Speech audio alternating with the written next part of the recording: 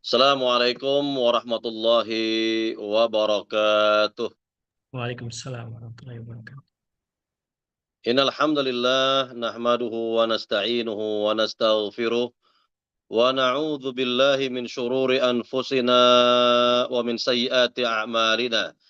May yahdihillahu fala mudhillalah wa may yudlil fala hadiyalah. Asyhadu an la ilaha illallah wahdahu la syarika lah wa asyhadu anna Muhammadan abduhu wa rasuluh.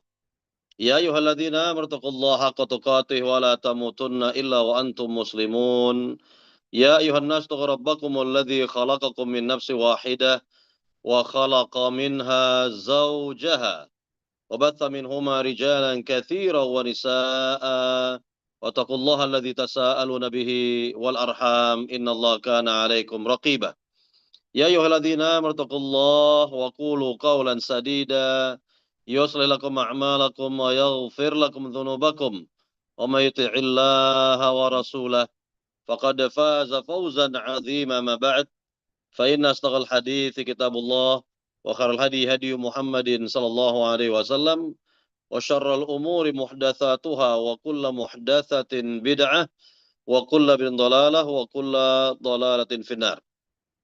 Para jamaah yang dimuliakan Allah Subhanahu wa taala, alhamdulillahilladzi bi ni'matihi mussalihat. Segala puji bagi Allah yang dengan nikmat-nikmatnya terlaksana amal-amal saleh. Para jamaah yang dimuliakan Allah Subhanahu wa taala, kita lanjutkan kembali materi tauhid dari kitab tauhid buah karya Syekh Muhammad Tamimi yang sekarang ini kita sampai kepada bab 54, yaitu bab yang berkaitan dengan perkataan abdi, ya, atau amati yang bermakna hambaku. Ini hambaku. Nah, inilah berkaitan dengan judul bab yang diberikan oleh Syekh Muhammad Tamimi rahimahullah pada bab 54, dan juga nanti kita akan ambil bab setelahnya insyaallah karena pembahasan ini tidak begitu panjang, bisa kita ambil bab setelahnya, ya.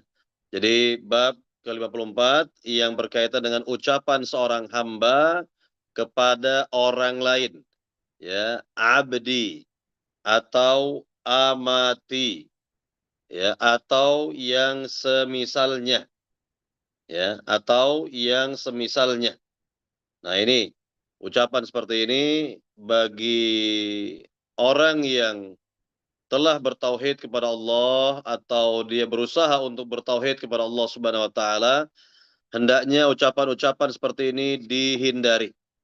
Ucapan-ucapan seperti ini dijauhi, ya. Mengapa demikian?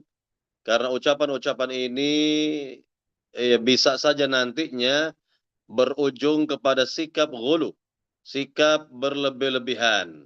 Ya, sikap berlebih-lebihan. Bayangkan dari sisi ucapan saja kita sudah dilarang untuk mengucapkan ucapan seperti ini yang memang pada dasarnya sebenarnya boleh-boleh saja, sah-sah saja, namun yang terbaik tidak mengucapkan hal ini, ya, tidak mengucapkan ucapan seperti ini, namun nanti kita akan lihat apa penggantinya, apa ya pengganti dari ucapan tersebut. Baik, para jemaah yang dimuliakan Allah Subhanahu wa taala, ya, sekali lagi bahwa ucapan abdi, amati, ya, hambaku atau yang semisalnya begitu, maka ini bisa saja nantinya mengarah kepada yakni pengurangan dari kesempurnaan tauhid seorang hamba, dan boleh jadi nanti masuk kepada kesyirikan wal'iyadzubillah kalau memang hal-hal seperti ini atau ucapan-ucapan seperti ini disepelekan, ya, disepelekan oleh orang, oleh sebagian orang, lalu mengarah kepada yakni sikap ghulu, sikap berlebih-lebihan. Baik, para jamaah yang dimuliakan Allah Subhanahu wa taala, kita lihat dalil yang dibawakan oleh Syekh Muhammad Tamimi dalam bab ini dalam riwayat Bukhari Muslim dari sahabat Abu Hurairah. Nah, ini sahabat yang mulia ini. Nama beliau adalah Abdurrahman bin Sakhr Ad-Dawsi.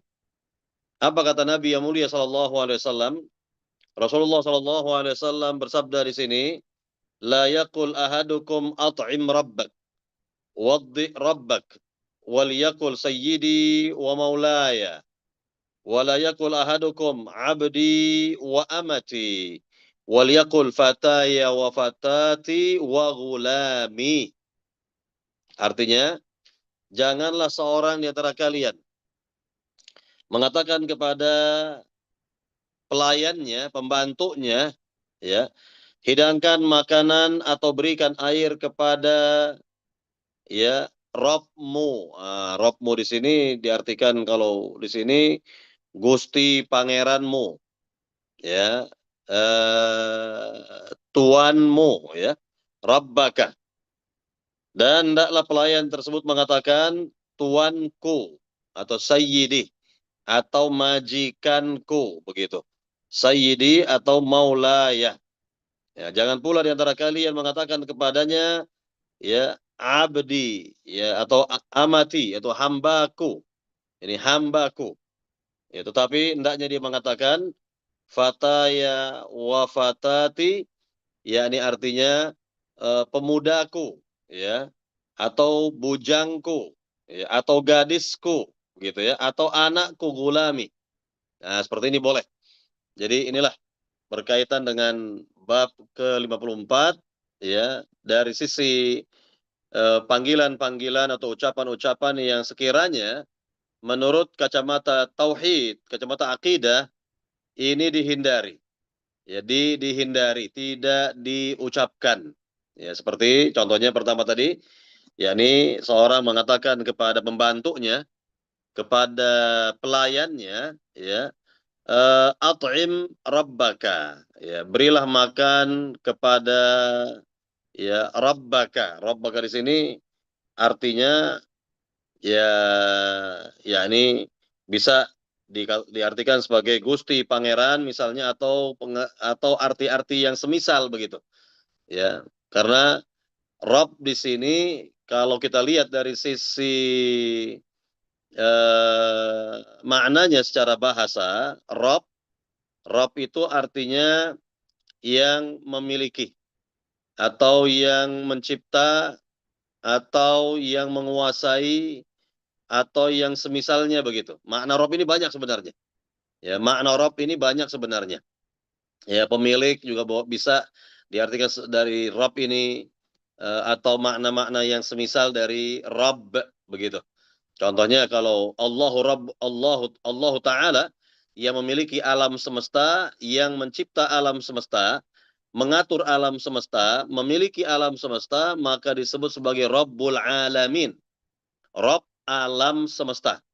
Nah, itu Allah, kan gitu. Ya, atau pemilik Ka'bah. Ya, pemilik Ka'bah kita sebut dalam bahasa Arab Rabbul Ka'bah. Ya, Rabbul Ka'bah, Rabb plus Ka'bah gitu ya. Rabbul Ka'bah, yakni pemilik Ka'bah. Ya, pemilik bangunan Ka'bah itu Allah Subhanahu wa taala. Ya. Jadi berkaitan dengan makna Rabb di sini memang maknanya luas. Namun tidak sepatutnya dipakai kepada manusia atau untuk manusia, ya, untuk manusia. Karena ya walaupun memang Rob bermakna luas sekali, bisa berarti pemilik ya atau yang mengatur begitu atau yang semisalnya maknanya luas, namun sebenarnya ya lebih pantas dialamatkan kepada Allahu Rabbul Alamin. Allah pemilik ya alam semesta, Rabbul Alamin. Ya, pencipta alam semesta, pengatur alam semesta. Nah, ini lebih pantas, lebih pas untuk dialamatkan kepada Allah Azza wa Jal. Jadi tidak ini seorang mengatakan kepada pembantunya, kepada pelayannya, at'im rabbaka atau waddi rabbaka. Ya, yakni berikanlah makan kepada Rabbmu atau Gusti Pangeranmu. Nah, ini kan sudah nantinya yakni mengarah kepada haknya Allah Subhanahu wa taala, dikhawatirkan seperti itu.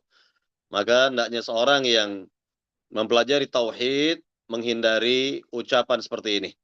menghindari ucapan-ucapan yang memang banyak multitafsir lah begitu ya. Ada di antara penafsirannya adalah kepada Rabbul Alamin, kepada Allah Subhanahu wa taala. Nah, kalau sudah seperti ini maka hendaknya hilangkan, tidak berucap dengan ucapan seperti ini. Karena ini nantinya mengandung yakni penafsiran yang bermacam-macam. Baik, para jamaah yang dimuliakan Allah Subhanahu wa taala, juga tidak boleh seorang berkata kepada ya orang lain ya, abdi wa amati, yani hambaku ya, hambaku. Ini ya. Dia adalah hambaku misalnya. Tidak boleh. Karena berkaitan dengan al-abd di sini ya, lebih pantas jika seorang itu menjadi hambanya Allah, bukan hamba makhluk. Ya, kita ini sebagai hambanya Allah. Kita ini sebagai abdullah, hambanya Allah, budaknya Allah Subhanahu wa taala, bukan budak manusia, bukan hamba manusia. Maka tidak pantas jika si A berkata kepada si B, ya abdi, ya amati, wahai budak, wahai hambaku, gitu. Wahai hambaku. Kalau ya, atau di antara orang memang ada yang membedakan ya antara yakni hamba dengan hamba sahaya. Ya, dengan hamba sahaya begitu. Kalau hamba sahaya ini konotasinya adalah budak ya. Budak sebagaimana di zaman dahulu ya ada budak ya, ada budak begitu. Maka orang di zaman dahulu kalau posisinya sebagai majikan ya, sebagai sayyid, sebagai majikan, maka ya pasti dia memiliki budak begitu ya, abd ya, atau budak laki-laki atau budak perempuan, ini abdi wa amati, maka sebaiknya dia ucapkan kepada budaknya atau kepada pembantunya atau kepada pelayannya, ya fataya ya fatati, atau ya gulami, wahai ya anak muda misalnya ya, wahai bujangku misalnya, wahai ya gadisku misalnya. Ini boleh seperti ini ya. Jadi tidak dibenarkan kalau mengucapkan ya abdi ya amati, wahai hambaku ya, baik itu hamba laki-laki atau perempuan ya, tidak dibenarkan mengucapkan ya abdi ya amati, ya amati. Baik, para jamaah yang dimuliakan Allah Subhanahu wa taala, ya. Jadi orang yang berusaha untuk mengamalkan tauhid sampai-sampai kepada ucapannya dikontrol. Sampai-sampai kepada ucapan-ucapannya itu dikontrol. Jangan sampai ucapan-ucapannya itu berseberangan dengan akidah, berseberangan dengan tauhid. Nah, ini penting agar kita sikapi nih. Jadi, sekali lagi, hendaknya apapun yang kita ucapkan itu tidak berseberangan dengan akidah, tidak berseberangan dengan tauhid. Nah, ini kan banyak nih, masih banyak di negeri kita ini, di antara umat Islam yang mereka tidak sadar. Mereka tidak tahu pada dasarnya. Mereka memang tidak belajar ilmu tauhid. Sehingga ucapan-ucapan sebagian mereka itu memang bertabrakan dengan tauhid. Bertabrakan dengan tauhid. Nah, jadi ini tidak benar ya. Tidak benar yang seperti ini. Ini banyak sekali ucapan-ucapan yang apakah memang betul-betul ucapan itu telah mengandung kesyirikan atau belum mengandung kesyirikan namun bisa menjerumus kepada syirik ya, kepada apa? Kepada syirik. Maka ini dijauhi. Yang seperti ini dihindari. Apapun yang akan mengarah kepada syirik ya, apakah itu syirik kecil apalagi syirik besar, maka hendaknya dihindari, dijauhi.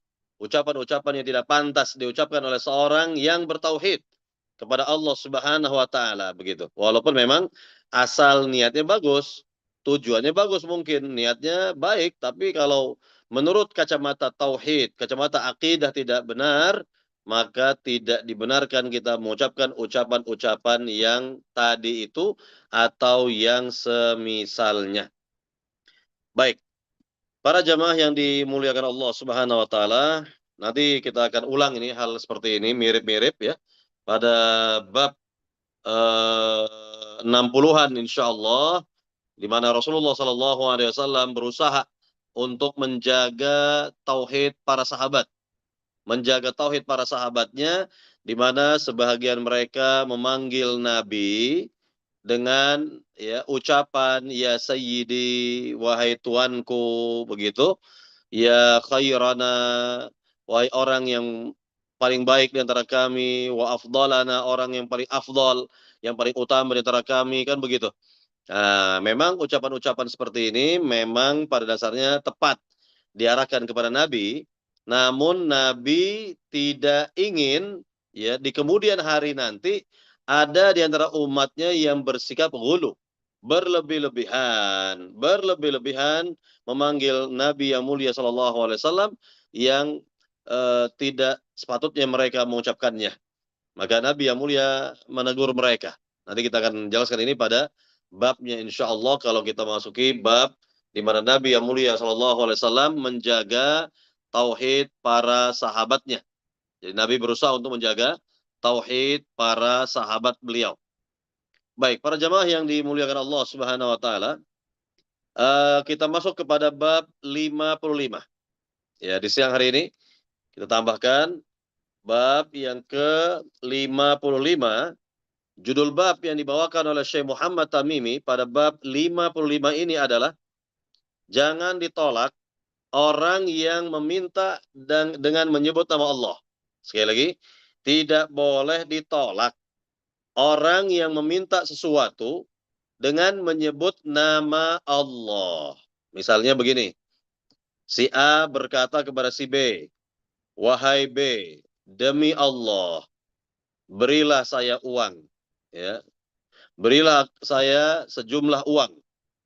Ya, wahai B, demi Allah, berilah aku ya, yakni pakaian misalnya, ya, atau makanan misalnya, atau apa sajalah begitu.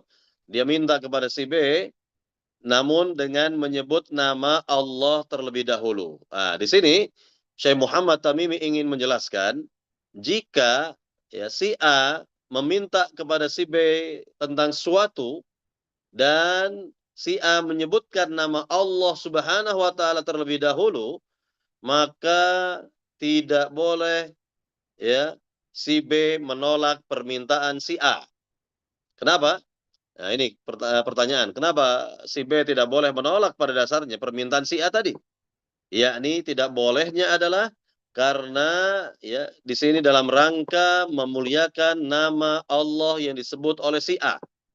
Ya, memuliakan, mengagungkan, menghormati nama Allah Subhanahu wa taala yang telah disebut oleh si A. Nah, itulah berkaitan dengan ya praktek dari bertauhid kepada Allah Subhanahu wa taala apabila nama Allah telah disebutkan ya pada permintaan tersebut maka tidak boleh ditolak sebenarnya. Ya, ini hukum secara umum dulu. Ya, hukum secara umum terlebih dahulu ya. Artinya siapapun misalnya yang meminta kepada seseorang ya meminta apapun dari kehidupan dunia ini kepada ya orang lain dengan menyebutkan nama Allah terlebih dahulu, maka orang tersebut tidak boleh menolaknya. Tentu dalam rangka sekali lagi memuliakan, menghormati, mengagungkan nama Allah Subhanahu wa taala, nama Allah Subhanahu wa taala yang telah disebutkannya itu. Nah, ini tentang ya sikap pemuliaan nama Allah, sikap mengagungkan nama Allah, sikap ya ya sekali lagi menyanjung nama Allah Subhanahu wa taala. Dan ini bagian dari kesempurnaan tauhid, bagian dari kesempurnaan tauhid seorang hamba. Baik, para jamaah yang dimuliakan Allah Subhanahu wa taala, ini yang dimaksud dari judul bab yang dibawakan oleh Syekh Muhammad At-Tamimi rahimahullah taala. Baik, sekarang kita dengarkan hadis atau dalil yang dibawakan di sini oleh Syekh Muhammad Tamimi, yaitu dari sahabat Ibnu Umar yang diriwayatkan oleh Imam Abu Daud, Imam An-Nasa'i dengan sanad yang sahih dikatakan bahwa Rasulullah Shallallahu Alaihi Wasallam bersabda, man sa'ala billahi fa'atuh, wa man ista'adha billahi fa'idhuh, wa man da'akum fa'ajibuh, Wa man sana ilaikum ma'rufan fakafi'uh. Fa illam tajidu ma tukafi'unahu fad'u lahu hatta tarau annakum qad kafa'tumuh, kata Nabi sallallahu alaihi wasallam. Artinya, barang siapa yang meminta suatu dalam kehidupan dunia ini dengan menyebut nama Allah, maka berilah. Berilah, ya. Barang siapa yang meminta perlindungan dengan menyebut nama Allah, maka lindungilah. Kemudian yang ketiga, barang siapa yang mengundangmu, maka penuhilah undangannya. Nah, ini yang ketiga. Kemudian yang berikutnya lagi, barang siapa yang berbuat baik kepadamu, maka balaslah kebaikannya itu dengan yang sebanding atau lebih baik. Tetapi jika kamu tidak mendapatkan sesuatu untuk membalas kebaikannya, maka doakanlah untuknya dengan sungguh-sungguh sampai kamu merasa bahwa kamu telah membalas kebaikannya. Baik, para jamaah yang dimuliakan Allah Subhanahu wa taala, ini Masya Allah ini, hadis yang mulia ini, hadis yang agung ini, ya bisa kita lihat sekian banyak pelajaran berharga di dalamnya. Yang pertama sekali, Nabi yang mulia sallallahu alaihi wasallam mengatakan kepada kita, "Man sa'ala billahi fa'atuh." Barang siapa meminta sesuatu dari kehidupan dunia. Ya, ini kehidupan dunia ini artinya luas sekali ya. Apakah itu ya uang, ataukah makanan, ataukah pakaian, ataukah apa saja dari kehidupan dunia yang memang kita ini bisa memberikannya, mampu memberikannya begitu, ya. Lalu disebutkan di sini billahi, dengan menyebut nama Allah terlebih dahulu. Nah, lihat, di bawah-bawah di sini nama Allah. Di bawah-bawah olehnya nama Allah Subhanahu wa taala, ya fa'atuh, kata Nabi, maka berikanlah. Maka berikanlah, kata Nabi. Berilah, kata Nabi sallallahu alaihi wasallam. Jangan ditolak. Jangan ditolak, ya. Jadi yang pertama sekali bisa kita lihat di sini tentang keterangan Nabi yang mulia sallallahu alaihi wasallam. Man sa'ala billah. Barang siapa meminta suatu, tentunya dari kehidupan dunia, billah, dengan menyebut nama Allah. Ini luar biasa ini. Kalau seorang, ya si A tadi dikatakan minta kepada si B, ya, minta suatu kepada si B. Lalu si A dalam permintaannya kepada si B menyebut nama Allah, ya, menyebut nama Allah, ya, menyebut nama Allah artinya bahwa ini mungkin kita artikan sebagai permintaan yang mendesak, permintaan yang penting, permintaan yang serius, ya. Misalnya tentu datang kepada kita misalnya orang miskin, ya, orang fakir dan dia betul-betul ya memerlukan bantuan kita misalnya, sampai-sampai dalam permintaannya kepada kita dia membawa nama Allah Subhanahu wa taala. Ya, dia berkata kepada si B, "Wahai B, demi Allah, saya minta sejumlah uang."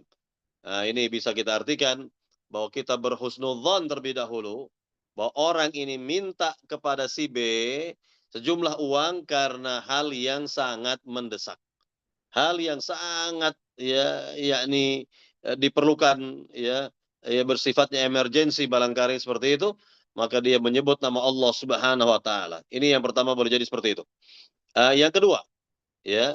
Yang kedua di sini tentu kita yang mendengarnya, ya, karena si A tadi ya meminta dengan menyebut nama Allah Subhanahu wa taala, maka kita yang mendengarnya hendaknya mengagungkan nama Allah itu, memuliakan nama Allah, ya, memuliakan nama Allah, menyanjung nama Allah Subhanahu wa taala, kemudian memberikan apa yang diminta oleh si A tadi dan tentunya kita sanggup. Ya, ini permasalahannya. Tentunya kita sanggup memberikannya. Bukan tidak sanggup, ya. Kita memang ada, kemudian kita sanggup, maka kita segera memberikan. Ya, kita segera memberikannya dalam rangka kita mengagungkan, memuliakan, menghormati, menyanjung nama Allah yang disebutkan oleh si A tadi. Nah, ini para jamaah maksud dari ya yakni judul bab tadi ya kita memberinya dalam rangka memuliakan nama Allah yang disebutnya tadi, yang disebut oleh si A tadi, ya dalam rangka mengagungkannya, memuliakannya. Nah, ini dia maksud dari kita memberikannya. Tentunya kita memberikannya lillahi ta'ala, karena Allah subhanahu wa ta'ala, bukan karena yang lain ya. Lillahi ta'ala, karena Allah subhanahu wa ta'ala. Ya, bukan karena yang lain. Jadi ini penting kita ingatkan, kita tekankan segala sesuatu ya dari kebaikan-kebaikan yang kita lakukan itu lillahi ta'ala, bukan karena siapa-siapa, tidak. Bukan karena ya kehidupan dunia, tidak sama sekali, lillahi ta'ala saja. Baik, ini yang pertama berkaitan dengan apa yang menjadi syahid dari judul bab ya 55. Nah, kemudian yang kedua, ya, ini kita lihat dengarkan di sini, wa man ista'adza billahi fa'idhu. Dan barang siapa minta perlindungan dengan menyebut nama Allah, maka lindungilah dia. Ya, maka lindungilah dia. Ya, lindungilah dia. Nah, sebelum kita bahas yang kedua ini, tentu kita ya ini ada hal yang terlupakan pada yang pertama tadi, man sa'ala billahi fa'atu. Kalau tadi itu sifatnya yang bersifat umum saja. Nah, sekarang yang bersifat khusus. Yang bersifat khusus adalah misalnya kita tahu, kita sangat mengetahui orang yang minta kepada kita itu adalah orang yang memang dikatakan mungkin tidak berhak memintanya, dan kita sudah tahu kondisinya. Kita tahu kondisi orang itu memang orang tersebut tidak berhak mendapatkan ya apa yang dimintanya. Kemudian di samping itu pula orang ini sering obral nama Allah Subhanahu wa taala. Sedikit-sedikit ya dia sebut nama Allah, sedikit-sedikit dia sebut nama Allah, artinya tidak ada permintaan-permintaannya, tidak ada permohonan-permohonannya kepada semua orang kecuali dengan menyebut nama Allah Subhanahu wa taala. Maka kalau kita sudah tahu orang seperti ini ya dan dia malas, tidak mau bekerja, tidak mau berusaha dalam hidupnya, dia minta-minta selalu kepada orang lain ya dan membawa-bawa nama Allah, maka dalam kasus khusus seperti ini tidak boleh kita beri, tidak boleh kita memberinya, tidak boleh kita memberinya karena kita sudah tahu siapa dia. Siapa orang tersebut ya? Sudah kita mengetahuinya. Baik, para jamaah yang dimuliakan Allah SWT, ya ini ya, keterangan tambahan ya dari apa yang tadi telah diterangkan. Kemudian sekarang yang kedua, para jamaah, di mana Nabi yang mulia mengatakan kepada kita, "Man ista'adza billahi fa'idhu." Dan barang siapa minta perlindungan dengan menyebut nama Allah, maka berilah perlindungan. Ini pun sama. Ya, ini pun sama. Ada yang bersifat umum, ada yang bersifat khusus. Yang secara umum, siapapun yang minta perlindungan kepada kita, apalagi dia menyebut nama Allah, maka kita wajib melindunginya. Karena kita menghormati, memuliakan, mengagungkan nama Allah yang disebutnya itu. Nah, ini umum, secara umum seperti ini. Tapi kalau secara khusus kita tahu yang minta perlindungan kepada kita ini adalah residivis, ya, adalah penjahat besar misalnya, ya, adalah tokoh ya kejahatan ya yang dicari-cari oleh polisi misalnya, lalu dia minta perlindungan kepada kita walaupun dia menyebut nama Allah, maka tidak boleh dilindungi. Kenapa? Karena ada hadis yang lain dari Ali bin Abi Thalib. Hadis yang sahih dari Ali bin Abi Thalib di mana ya Rasulullah SAW mengatakan la'anallahu man awa muhditha, kata Nabi. Semoga Allah melaknat siapa saja yang melindungi pelaku kejahatan. Nah, ini tidak boleh. Ya sekali lagi, semoga Allah melaknat, kata Nabi, semoga Allah melaknat siapa saja yang melindungi pelaku kejahatan, kata Nabi sallallahu alaihi wasallam. Jadi ini secara khusus tidak boleh kita melindungi para pelaku kejahatan, apa kejahatan dalam urusan duniawi atau kejahatan dalam urusan ukhrawi atau agama. Baik, para jamaah yang dimuliakan Allah Subhanahu wa taala. Kemudian yang ketiga sekarang. Nah, ini yang ketiga yang biasa barangkali didapat oleh para jamaah berkaitan dengan undangan. Ya, berkaitan dengan apa? Dengan undangan, misalnya ada yang mengundang kita ya untuk acara akad nikah atau walimahan atau yang semisal begitu, ya. Apa kata Nabi yang ketiga ini? Wa man da'akum fa'ajibuh.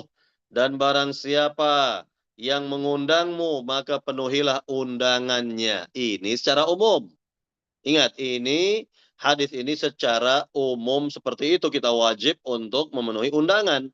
Tetapi untuk secara khusus, misalnya ya undangan pernikahan, akad nikah, atau walimahan yang ternyata di situ ada maksiat, yang ternyata di situ ada kemungkaran, kita sudah tahu, maka kita tidak boleh hadir ke tempat seperti itu.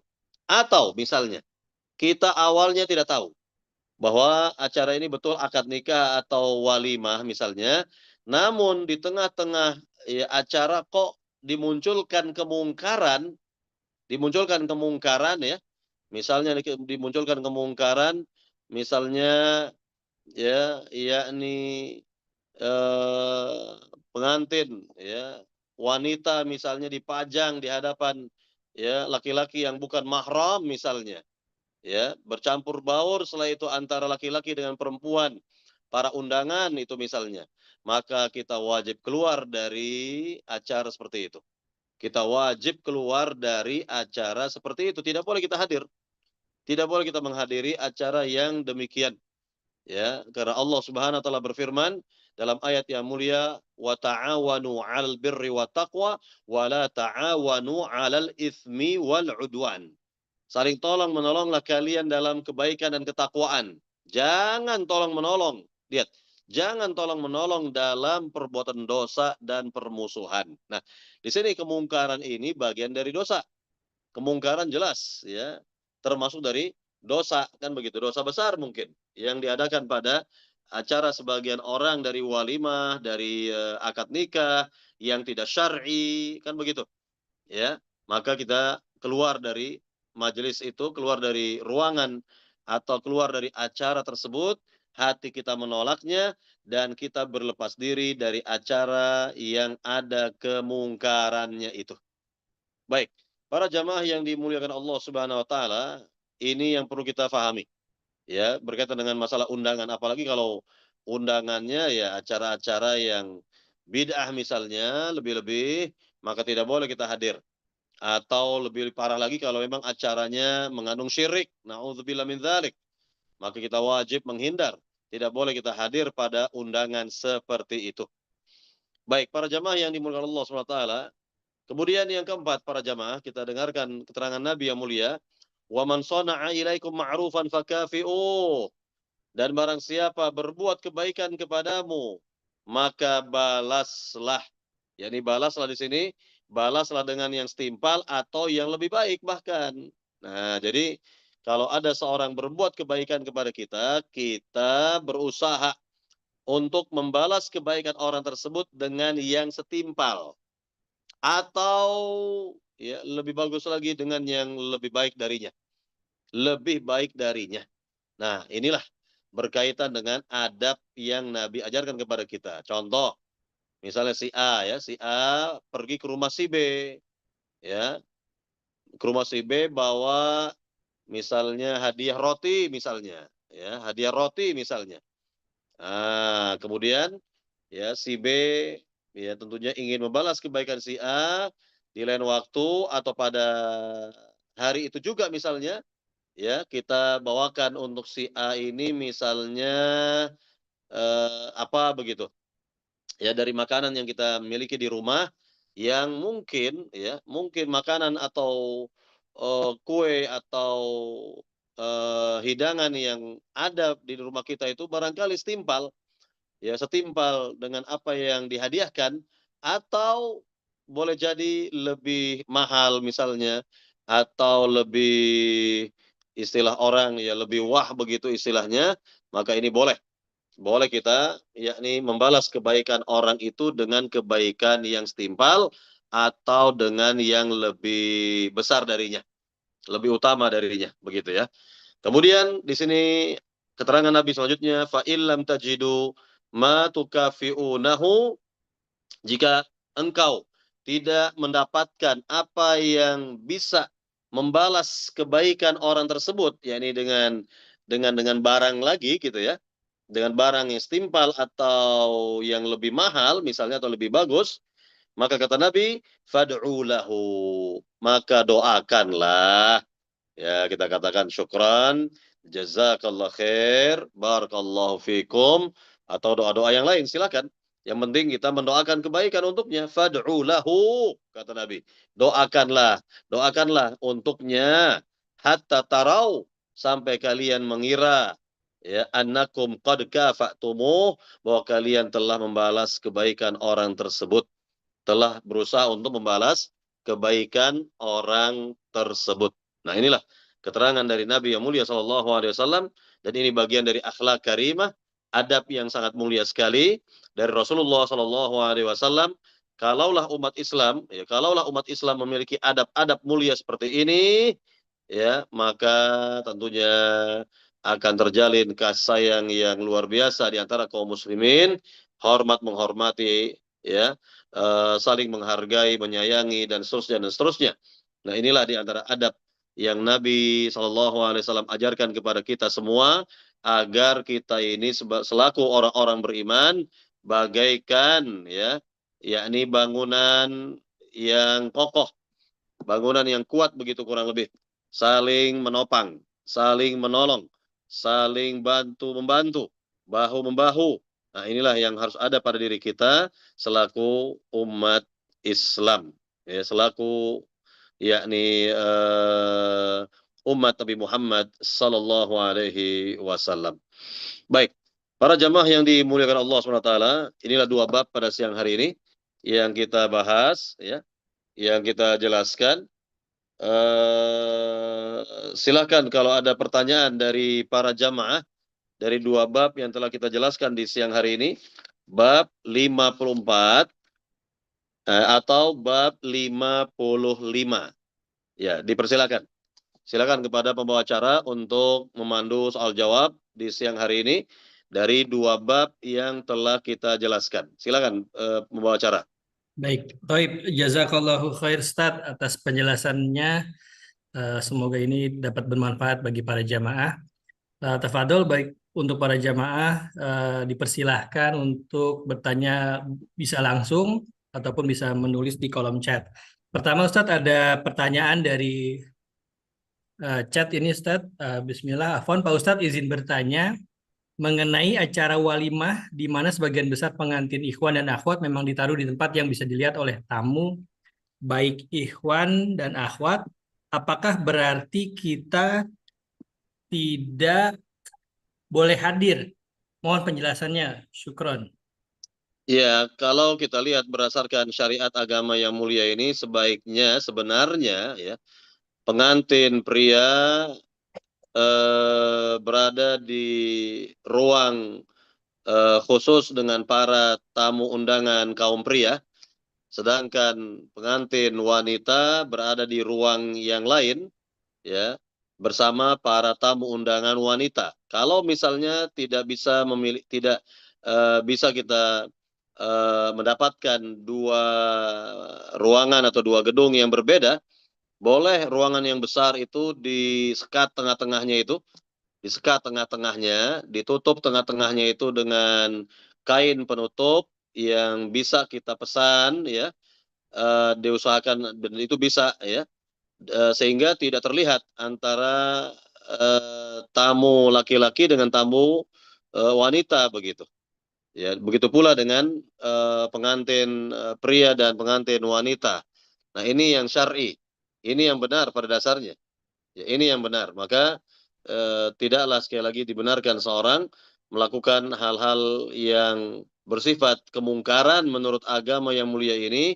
Ya, diantaranya sekali lagi disandingkan dua pengantin, laki dan perempuan di panggung, satu panggung gitu ya, dapat dilihat oleh banyak orang dan orang-orang menyalami semuanya, baik laki maupun perempuan misalnya, ya bebas mereka menyalami kedua mempelai misalnya. Maka sekali lagi, ini menurut kacamata agama adalah kemungkaran, suatu kemungkaran, tidak dibenarkan yang seperti ini, ya, dan hendaknya dapat dipisah, ya, walillahil hamd. Nah, Baik, jazakallahu khair Ustaz atas jawabannya. Semoga menjawab eh, untuk penanya. Selanjutnya silakan para jamaah yang lain, apakah ada pertanyaan lain yang bisa disampaikan untuk Ustadz? Bisa menyangkut dengan materi maupun dengan tema-tema yang lain atau topik yang lain. Tafadol. Ini ada pertanyaan Ustadz dari Ana mungkin Ustadz ya. Kalau ini yang mungkin di keluarga kita sendiri Ustadz yang mungkin belum semuanya paham tentang syariat yang benar gitu Ustadz. Itu ada melaksanakan pernikahan dan ada adat istiadat tuh bagaimana sikap kita gitu terhadap keluarga kita sendiri yang kalau kita menghindar takutnya disangka hal yang lain macam-macam gitu Ustaz. Nah, itu bagaimana iya, sikap. begini. Kalau yang berkaitan dengan adat istiadat atau budaya setempat yang tidak berseberangan dengan akidah, maka boleh, silakan saja. Silakan saja. Contoh gini ya, di antara budaya sebagian wilayah atau daerah, misalnya sebelum akad nikah itu ada berbalas pantun, ya kan? Betul nggak? Ada berbalas pantun. Ini tidak ada masalah. Ini tidak menyalahi aturan syariat untuk berbalas pantun, ya. Tidak ada, intinya ya selama pantun-pantun yang diucapkan itu tidak mengandung dosa lah intinya ya. Tidak mengandung dosa, maka silakan boleh. Boleh. Boleh seperti ini. Jadi adat atau budaya yang tidak berseberangan ya, tidak bertabrakan dengan akidah, maka silahkan boleh. Tapi memang ada di antara budaya setempat atau budaya daerah, adat daerah itu yang memang bertolak belakang dengan akidah. Contohnya ya, mempunyai kepercayaan ini itu misalnya ya, melakukan perbuatan A B C D yang diyakini oh nanti ya kalau berhasil ya yakni akan diberkahi kehidupannya, akan banyak keturunannya dan sebagainya. Wah, pokoknya banyak hal-hal yang aneh-aneh. Hal-hal yang ramal meramal nasib istilahnya semacam itu, maka ini tidak benar. Ini sudah menyimpang dari akidah. Nah, jadi sekali lagi, perlunya kita belajar akidah, perlunya kita belajar tauhid agar apa yang kita kerjakan itu tidak berseberangan, tidak bertolak belakang.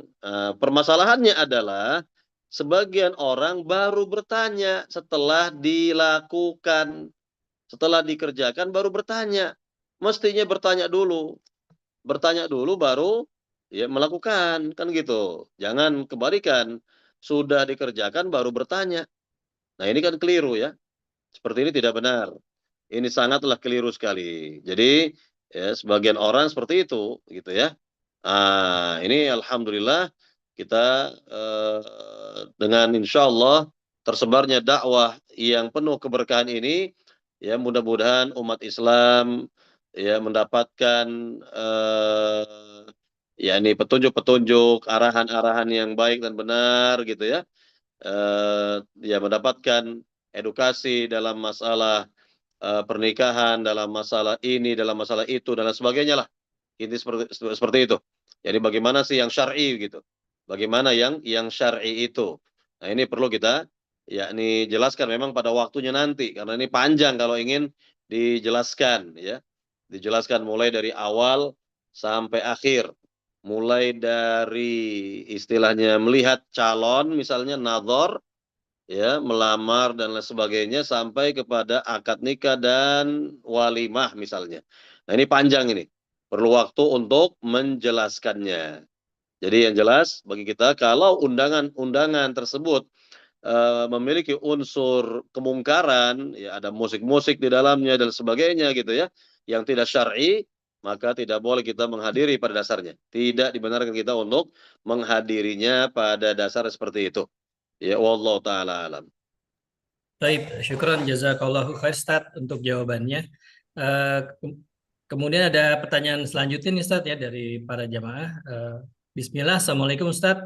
Semoga Allah Jalla Jalaluhu selalu menjaga antum. Amin. Afwan, kalau keluar dari tema, bagaimana hukum menghadiri acara reuni sekolah Ustaz? Syukron. Ya, kalau acara reuni sekolah itu diatur dengan sedemikian rupa, tidak ada campur baur laki dengan perempuan, artinya terpisah, ya, duduknya diatur dipisah gitu ya. Tidak ada acara musik-musik misalnya, tidak ada kemungkaran-kemungkaran, dan isinya justru adalah pengajian, diarahkan kepada tauhid, diarahkan kepada sunnah Nabi yang mulia. Ini bagus sekali. Ya, seperti ini bagus sekali. Kalau bisa diadakan seperti ini. Ya, ideal seperti itu ya. Jadi kalau memang pun ada nanti hal-hal yang berbau kemungkaran, ya tidak boleh kita hadir. Ya, tidak dibenarkan kita menghadiri acara yang seperti itu. Nah, Syukron, jazakallah khair Ustaz untuk jawabannya. Ini kebetulan memang dari SMA 3 itu nanti akan ada reuni Ustaz. Dari lintas angkatan seluruh semuanya angkatan. Fadol, baik para jamaah lain ada yang ingin bertanya, masih dipersilahkan. Kami ingin mengingatkan untuk rekaman dari kajian ini ada di YouTube, di channel Majelis Taklim Sahabat Ilmu Teladan. Berikut dengan agenda-agenda kajian itu ada di Instagram, Majelis MT Sahabat Ilmu Teladan. Bisa di follow akun Instagramnya. Baik, silakan para jamaah lain. Ini ada pertanyaan lanjutan nih Ustaz dari penanya sebelumnya, Ukti Rani ya ini. Afwan Pak Ustadz izin bertanya masih mengenai walimah yang pengantin dicampur dengan kondisi masyarakat di Indonesia masih belum menjalani sesuai syariat. Tapi kita mau menghadiri acara tersebut, apakah itu suatu dosa Ustadz?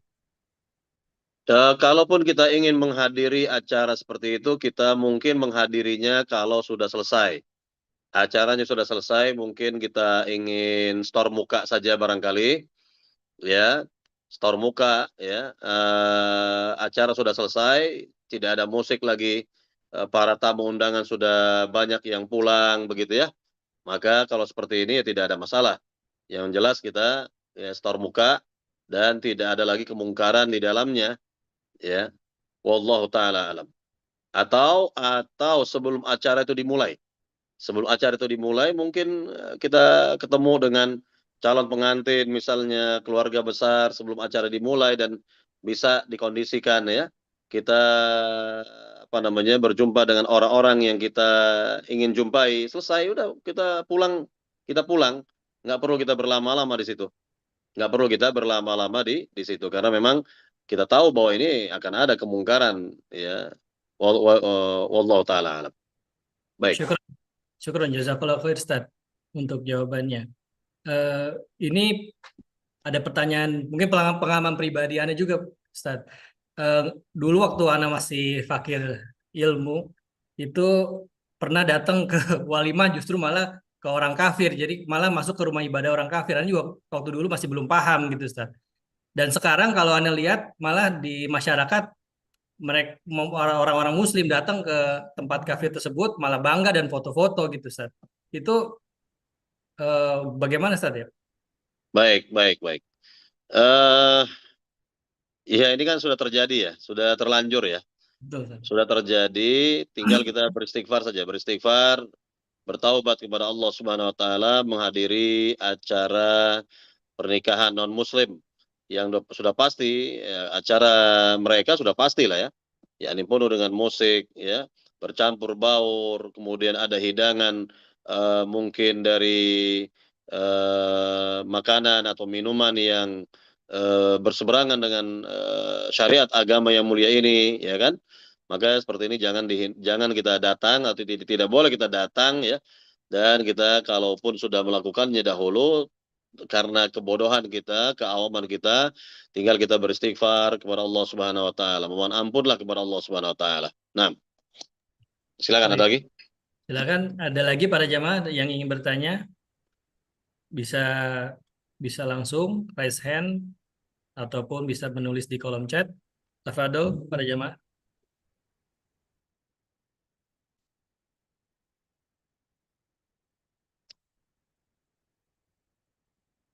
Baik, silakan kalau ada pertanyaan.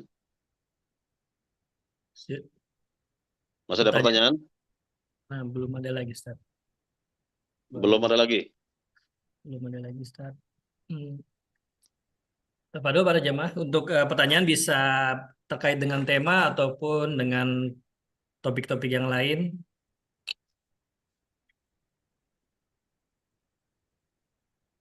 Baik, Belum. mudah-mudahan ini sudah pada paham ya. Insya Allah, Ustaz. Bab dan juga bab-bab sebelumnya yang telah disampaikan, mudah-mudahan bisa difahami, bisa dimengerti dan diamalkan terlebih ya. Ya, silakan jamaah. Terakhir barangkali ada pertanyaan. Kalau tidak ada pertanyaan nanti kita akhiri. Tidak, belum ada lagi, Ustaz. Kayaknya, Ustaz. Baik, para jamaah yang dimuliakan Allah Subhanahu wa taala, para jamaah yang dimuliakan Allah Subhanahu wa taala, kalau tidak ada pertanyaan, kita cukupkan sampai di sini. Berkaitan dengan materi kita, materi tauhid di siang hari ini, mudah-mudahan apa yang disampaikan ini bisa difahami, bisa dimengerti, diamalkan.